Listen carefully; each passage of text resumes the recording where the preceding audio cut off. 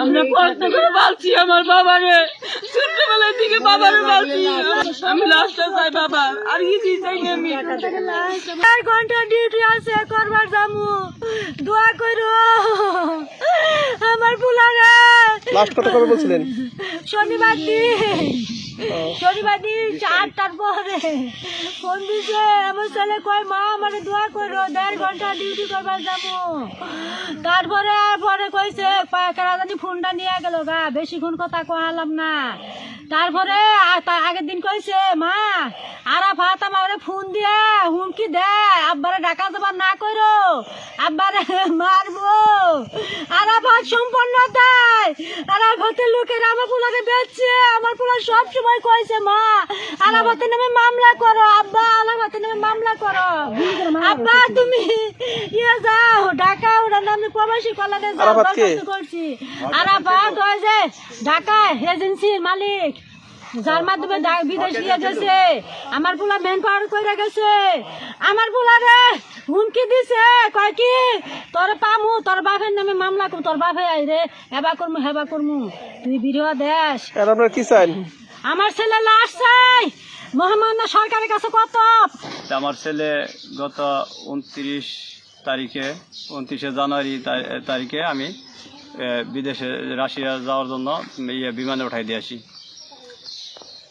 আমার ছেলে হইল বাংলাদেশে হক এজেন্সির মাধ্যমে গেছে এবং কি আরাফাত এর সহযোগিতা করছে। আরাফাতের মাধ্যমে এই ম্যান পাওয়ার পেয়ে গেছে। মূলত পাঠাইছে একটা ফার্মে কাজ করার জন্য। সেই জায়গায় কাজ করার পরে 1 মাস কাজ করার পরে আরও 10-12 দিন থাকার পরে ওইখানে একটু অত্যাচার করছে। করার পরে বলছে যে তাহলে তোরে কাজ চেঞ্জ করে দেই। পরে বলছে তোরে সুপার শপে কাজ দিম। এটা ওই ফোরম্যান আরাফাতের লোক ফাইজুর কবির, যার বাড়ি এলো কোতোয়ালি থানায়, ময়মনসিংহ কোতোয়ালি থানায়। এই ফাইজুর কবির আর বিশ্বজিৎ ওর বাড়ি এলো শুনছি যে ঢাকায়। এই দুজনে নিয়ে দিছে এলো সেনাবাহিনীতে নিয়ে দিছে। সুপার শপের কথা বইলা নিছে সুপার শপে কাজ দিব, এই কথা বইলা পরে নিয়ে গেছে হইলো এই সেনাবাহিনীর ক্যাম্পে। নিয়ে গেলে পরে আমার ছেলে বলছে যে আমি সেনাবাহিনীতে কাজ করবো না। রাশিয়া সেনাবাহিনীতে নিয়ে গেছে। নিয়ে যাওয়ার পরে বলছে যে আমি এলো এই জায়গায় কাজ করবো না। পরে বলছে যে তুই কাজ করবি না, তাহলে তোরে 2 বছরের জেল দিব, নাহলে তোরে এই গুলি করবো। পরে রাত্রে মুখ বাইন দেয়া মারধর করার পরে আমার ছেলে ওই সেনাবাহিনীতে স্বাক্ষর করছে। কইরা পরে এই যে রাশিয়ান সেনাবাহিনীতে যাইয়া যুদ্ধ করছে। এই যে গত শনিবার 20 তারিখ মনে হয়, এই দিন আমার সাথে শেষ কথা হয়েছে যে আব্বু আমি এলো যাইতেছি, এই 1.5 ঘন্টা আমার এলো আছে, ডিউটি আছে।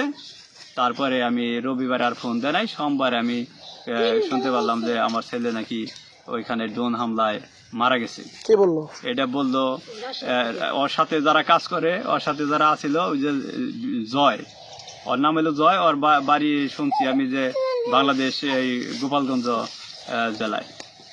ওই জয় ওর সাথে থাকে। জয় আবার অন্যজনরে ফোন দিছে। পরে কালীহাতি এলাঙ্গার যে মৃদুল হাসান গেছিল ওর সাথে, ও আহত অবস্থায় হসপিটাল আছে।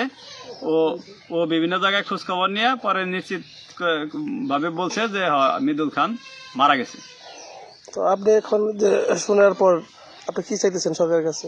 এখন সরকারের কাছে আমার দাবি একটাই, যে আমার ছেলে যদি মারা যায় থাকে, আমার ছেলের লাশটা ফেরত চাই। আর এই হক এজেন্সির মালিক এবং কি এই আরাফাত, ফাইজুর কবিরের, বিশ্বজিতের এই উচিত বিচারটা আমি চাই।